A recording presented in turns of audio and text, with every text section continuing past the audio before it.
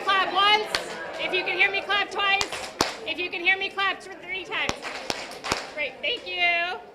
Hi, everybody. My name is Anka Matika. Thank you all for coming to this wonderful event celebrating 4 key pieces of legislation to help our energy crisis. Today we are going to have a speaking program followed by a photo line that's going to take place right outside. So when we cue you up for the photo line, please heed our loud voices when we ask you where to stand. Today for the speaking program, we have an interpreter on site. Our interpreter can provide handheld simultaneous language interpretation devices for Spanish, English if you need them. If you do, Victor, would you please raise your hand? It's right over there, kind of can raise his hand and can help you get set up. Our speaking program is going to start with Governor Kotek, followed by Senator Con Pham, State Representative Pam Marsh, Kid Governor Rosalie Lanenga, and Anahi Segovia Rodriguez with Verde. We're going to then do bill signings and photos.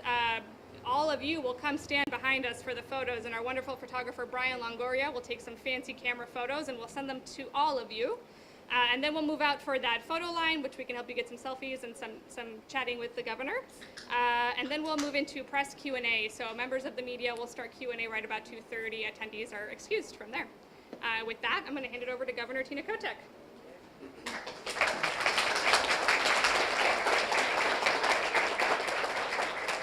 Well, good afternoon, everyone. Welcome. We're so glad that you could join us today. It is a fabulous, warm, sunny day to be in Hillsboro, and very happy to be here. Shout out to the mayor. Great weather. Thank you very much. Appreciate it. We're here to celebrate the progress that we, as a state, with the great leadership from the legislature, is making to make sure that when people pay their utility bills, they're paying their fair share, and the other folks are also paying their fair share. This is about affordability. This is about making sure that people can afford to live in our state and can afford to pay for the electricity that we all know is an important part of just getting by and living your life here in Oregon. I want to talk just briefly about our site here. We're at Dolores, the Dolores Apartments here, and I want to thank Hacienda and Metro and a lot of other partners who are behind this construction project, this new housing project that will bring homes for 67 families here to the community. We are here because we have a lot of people coming together in our state to not just build housing, but to build communities. And here at the Dolores, a community is being built, and it is one that is going to be affordable, not just because of the price of the rents, but also what's happening here about energy efficiency and energy affordability, which really aligns with the conversation we're having today about these bills. Here at Dolores, it's not far from grocery stores, not far from transit, it's not far from the things that families are going to need to be in the community. Sustainability was a key consideration with the construction that's happening here at Dolores. There are solar panels on the roofs, there's native landscaping, green spaces for folks to live and be in community together. Every unit, once completed, is going to have energy efficient appliances, mini split HVAC systems with air conditioning, and then other things like the playgrounds and the ability to get to places. This is what long-term sustainability and affordability looks like, and I want to thank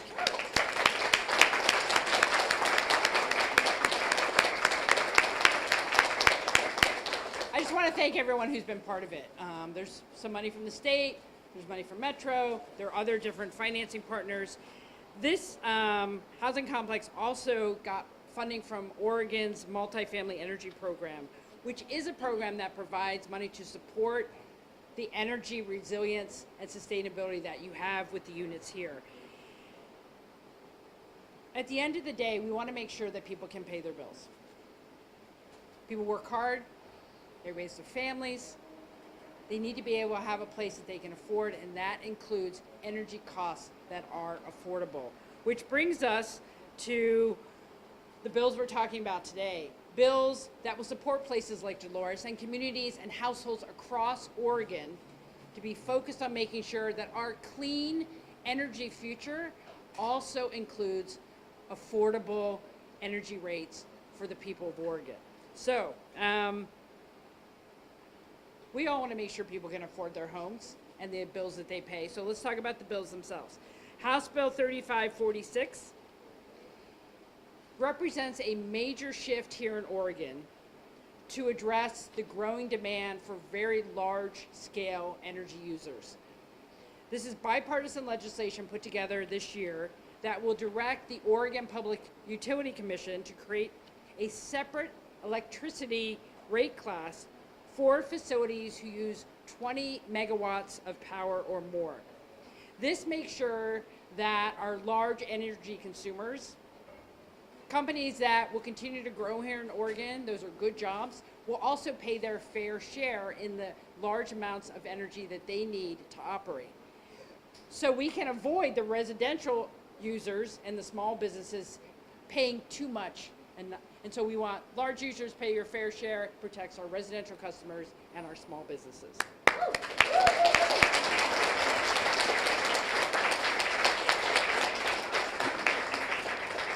The second bill I'm signing today is House Bill 3179, known as the Fair Energy Act. So this also looks at affordability, takes it head on, and does very simple things, but very important things, like banning winter utility rate increases, protecting Oregonians during the coldest months of the year.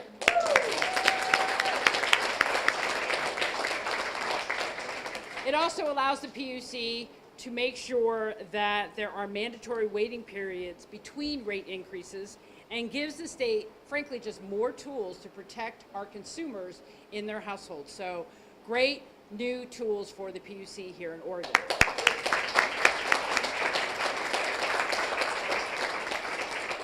And a shout out, we have a couple of our PUC commissioners here, so thank you for being here.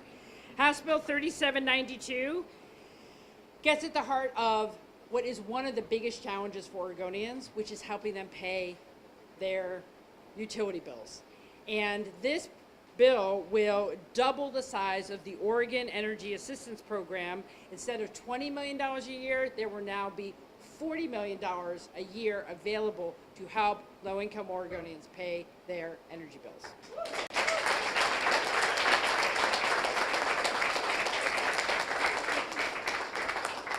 Particularly now when we're faced with a lot of cuts from the federal government, Oregonians and the Oregon legislature are stepping up to say, we're going to help people pay their bills, and utilities are one of those things. If any of you have worked in that area, when people are calling 211 or looking for help, getting help with their electricity bills, paying their bills for their utilities monthly is a really big deal. So it's going to help a lot of folks. And finally, we have Senate Bill 688, which will allow the PUC to monitor what our investor-owned utilities are doing as it relates to sustainability planning, wildfire planning, actually rewarding them for doing the right things and making sure we can hold them accountable when they don't do the right things. And that is an incredibly important thing.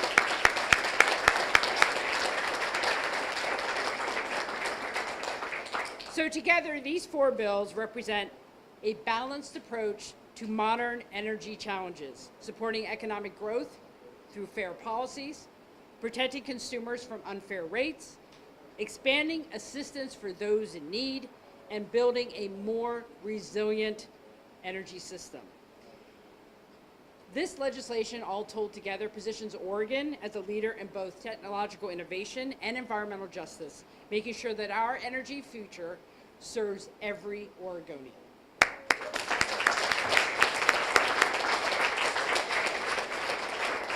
So we have some legislators here today, and I'm really glad you're all here. I don't want to miss anyone, but some of them are sitting in the front row here, so we appreciate you. Because when you spend 6-7 months in Salem working hard, it's nice to know that you can celebrate things that are going to make a difference in Oregon and the lives of Oregonians. So I really appreciate all of you for being here and being part of that. We also wouldn't be here without some amazing advocates who prioritized these bills early on, even prior to the legislative session, like Verde and the Citizens Utility Board and Climate Solutions. Community Energy Partnership and Energy Trust, all of those folks have done a great job.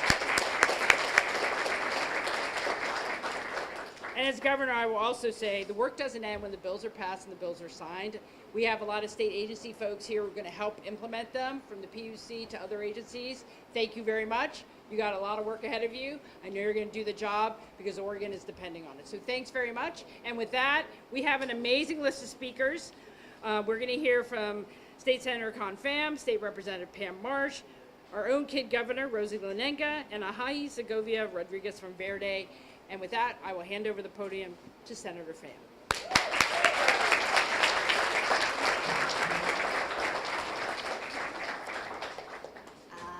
Good afternoon, everyone. My name is, good afternoon. Yes. Woo, a warm one. Again, my name is Con Pham. I'm honored to serve as the senator for Northeast and Southeast Portland in Senate District 23. So over a year ago, last summer, when I had the opportunity to go to a conference with different lawmakers from other states and policy experts, and I learned about performance-based regulation and the benefits that it offers to ratepayers, to constituents, and to our state, I was just so incredibly excited to bring this policy to Oregon. And so now I am so incredibly excited and humbled now to be standing before you as the governor gets ready to sign this really monumental bill and signing it into law. This is the power of policy change when it's done in collaboration with agencies, across chambers, and across political constituencies. Policy change that speaks to the real needs of Oregonians at this moment, to get better value for our money when it comes to energy, and to get on track towards a cleaner energy future. And SB 688 is this kind of policy.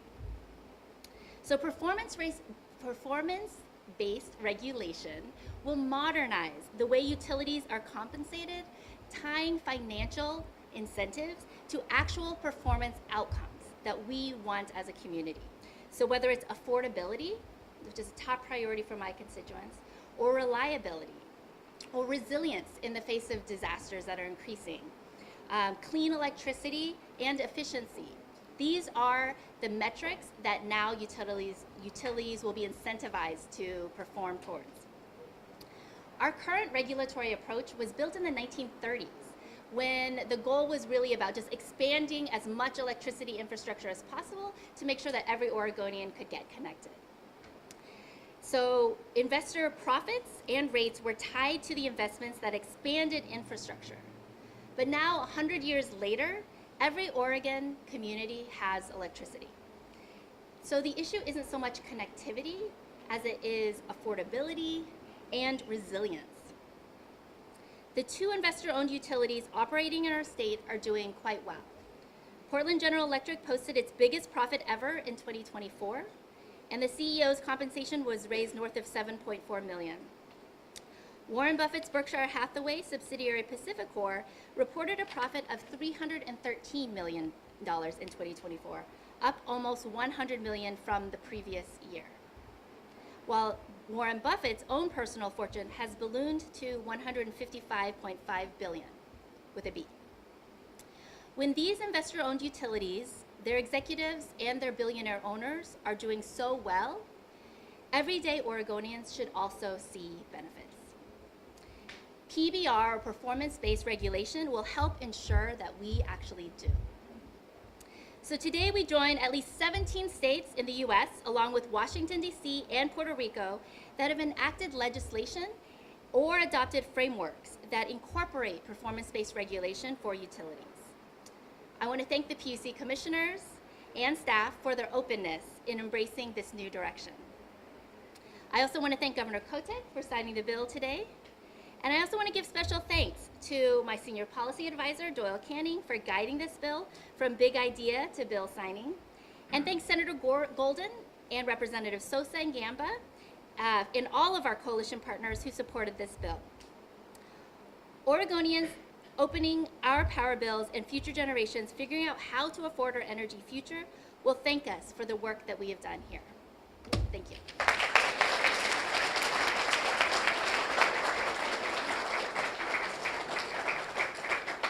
Hi, wonderful wonderful to be here with all of you today. I'm Pam Marsh. I'm a state representative from District 5, which is Southern Jackson County. And I just want to start off with a round of thanks, because really that's what a celebration is all about, right? Is acknowledging the people who got us here. And that starts with our governor, who has done amazing work trying to keep us looking at innovation and the ways to serve Oregon residents. And I want to call out the advocates, and the governor called out many of the organizations, but I want to put special attention for just a moment on the Citizens Utility Board. Bob and his team are my North Star. If I'm ever trying to figure out whether a policy is a good one for regular Oregonians, that's the place that I go. And they've done this work for decades on behalf of all of us, and I think deserve to be accorded a little bit of special thanks.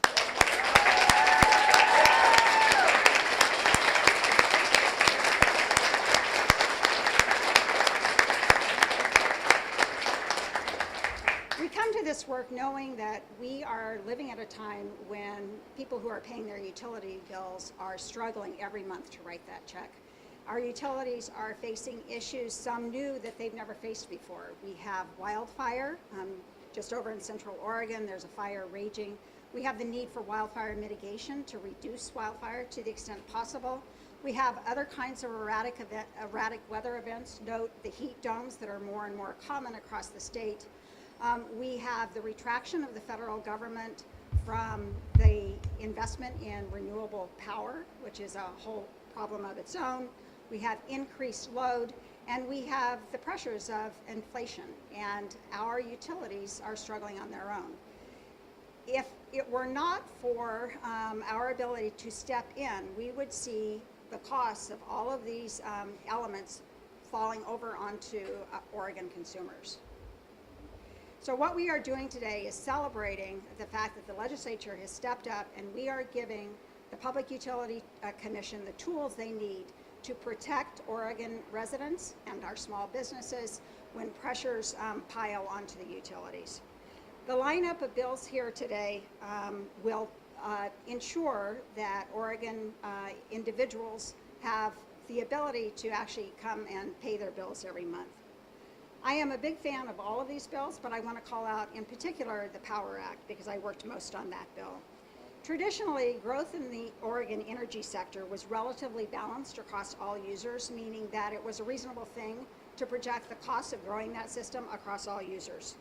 But with the explosion of huge technology, everything is different now. When we see data centers and potentially crypto mining operations accelerating the demand for energy, if we don't intervene, the costs of providing those data centers and those big operators with power will cascade onto our residents and small businesses. So what we're doing with the Power Act is we are requiring those big users to simply pay the cost of getting energy provided, getting it transported, and getting it distributed and then used at the source of those data centers. It's a simple matter of fairness, and it's a strategy that frankly is going to set the course for other states. We are already hearing across the country from press, from legislators, from advocates who want to understand what we did here in Oregon and how we got that through, and they are writing policies of their own that will emulate what we've been able to do here in the state. So we should be very proud of the fact that we've really set the course for the rest of the nation on this. Let me just conclude by noting again a big thanks to the governor for your leadership and for the advocates who are really unrelenting in your work. As this weather grows more erratic, nothing is going to get easier. What we know in coming together here today is that we have a governor and a legislature that are fully focused on innovation, on protecting our ratepayers, and on looking for new strategies that will really ensure that for the long term that we Oregonians have access to reliable, affordable, and clean energy. So thank you so much for being here.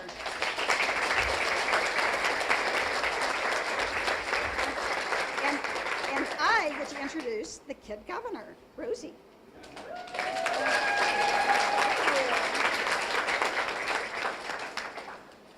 Hello everyone, I'm Rosie Lanega, Oregon's Kid Governor for 2025, and I'm really happy, thank you. I'm really happy I was able to come and share my message today. A little bit about me is I became the Kid Governor through a statewide election, In preparation for the start of the election, all the 5th graders who wanted to run were asked to think of an issue that was important to them, then to come up with a 3-point action plan to help us make the change that was needed in our communities to address that issue. I ran off of a platform to combat climate change in our communities in Oregon. My 3-point plan is ACT, or ACT. A is for acting in your home, making the small changes every day that add up. C is for having class meetings, talking with classmates about what we can do in our schools to reduce climate change. And T is taking the time to share your knowledge of climate change to others. This is helping others learn what's happening and how they can make a difference too. That's why I'm really excited about the bills that are being signed today. Each one can help protect families, improve how we use energy, and make Oregon stronger, cleaner, and overall a better place for our future.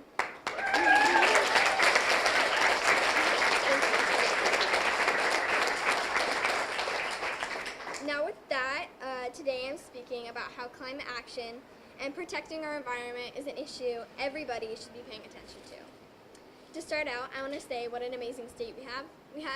With all the wonderful aspects of Oregon from all the 36 counties, I want to make sure that Oregon can last through the ages, and it takes effort from all of us to help Oregon and the world thrive. I want to thank everyone who does their part in the battle against climate change. It means the world to all of us, literally. While we're on the topic of climate action, we should talk about what each of us can do to help our planet. Like, this is our Earth. What wouldn't we do to save it? I recently read an article about how today's youth are taking the lead in global climate action. In the article, it said, quote, "They engage with decision makers, increasing public awareness, and inspiring governments and communities to take action.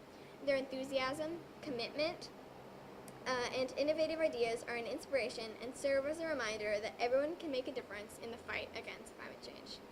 I believe that's so true, because everyone can make a difference.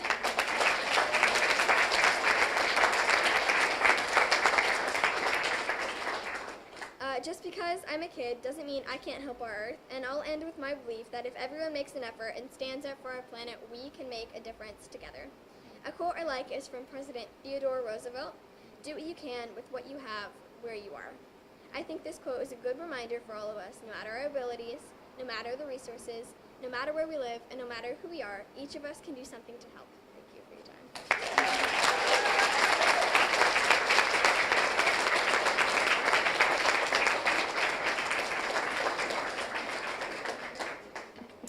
Good afternoon, everyone. My name is Anaís Segovia Rodriguez. I'm the Energy Justice Coordinator at Verde. Today, I want to talk about the bills that we passed. These bills are a victory for families, for justice, and for community. These bills remind us that resilience isn't just about weathering storms. It's about making sure our neighbors, our elders, and our children can thrive no matter the challenges that come our way. When we talk about energy, what we're really talking about are people's lives. Heat in the winter, cooling in the summer, a safe home where families can come together without fear of being disconnected. For too long, too many Oregonians have had to carry that fear. Today, we have changed that. The Fair Energy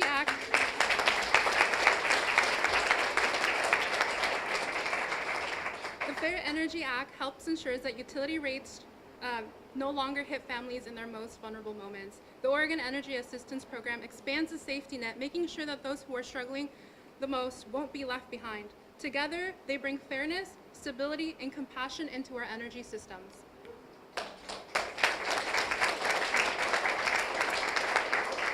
This win belongs to our communities, the advocates, the organizers, and the families who lifted their voices. It proves that when we come together, we can build systems that reflect our values of care, dignity, and equity. So let us celebrate this moment. But also, let it remind us of the work we have ahead.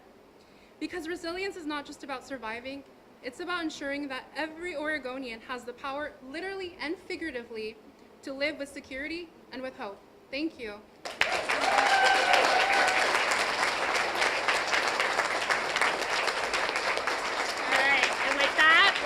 Move this table over here, and I'm going to ask all of you to come back here for a few photos and some bill signing. So give us one quick second to do some recalibration. Everybody stays here.